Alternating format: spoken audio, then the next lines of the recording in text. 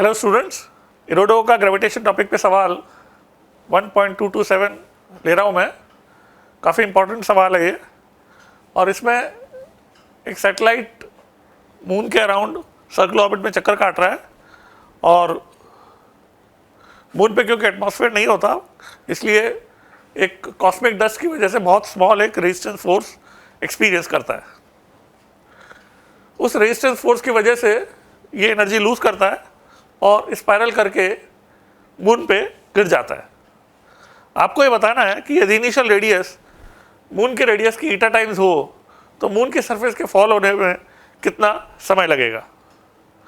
इसमें हमें अज्यूम ये करना है कि रेजिस्टेंस फोर्स जो है उससे ऑर्बिट की रेडियस में जो कमी आ रही है वो बहुत स्मॉल आ रही है समय के साथ, और इस वजह से क्या होगा, वो स्पाइरल पाथ फॉलो करता हुआ कई चक्कर काटने के बाद वो मून की सरफेस पे गिरेगा।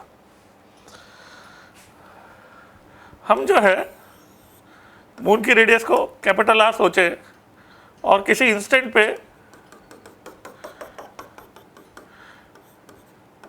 जब इसकी रेडियस स्मॉल आर है तब वेलोसिटी √gm/r अज्यूम कर सकते हैं, treating orbit to be nearly circular.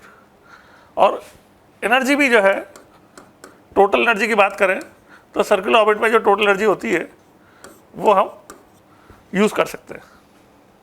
तो यहाँ पर हम अप्रॉक्सीमेशन कर रहे हैं और इसीलिए जो आंसर भी ऑब्टेन होगा वो उसमें आपको अप्रॉक्सीमेशन आएगा।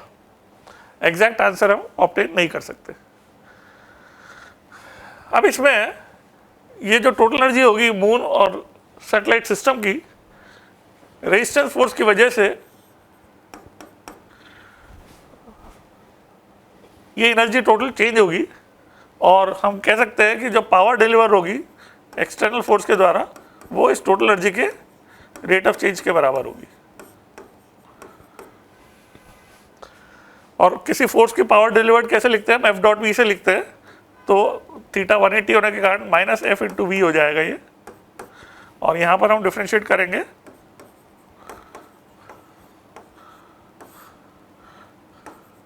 वन अपॉन आर का डेरिवेटिव, चेन रूल भी लगेगा, इंटू dr/dt। तो f की वैल्यू इसमें α v² दे रखी है, तो α v³ हो जाएगा।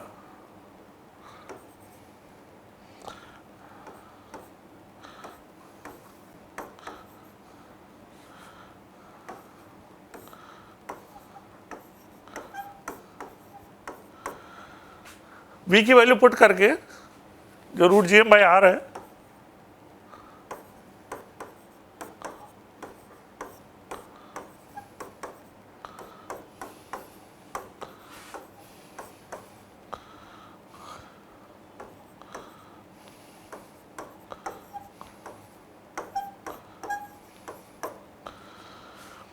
हम r और t में एक्सप्रेशन ला सकते हैं। अब r और t के इस एक्सप्रेशन में वेरिएबल्स को सेपरेट करके हम r के लिमिट्स लगाएं ईटा r से r तक, तो टाइम टेकन निकाला जा सकता है।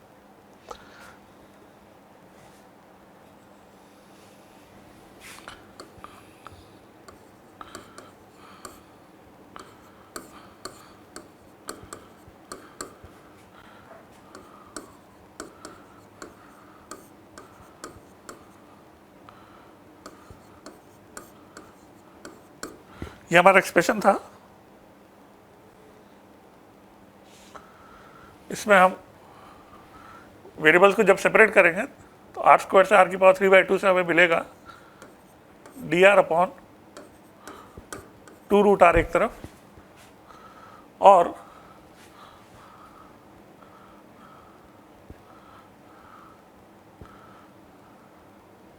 m/α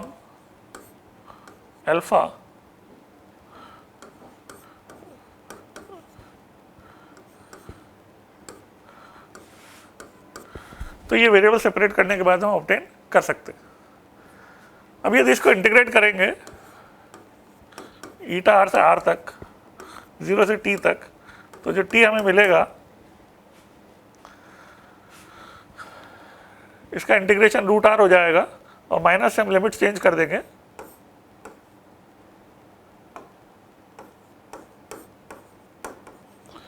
तो हमें मिलेगा R2 ईटा R।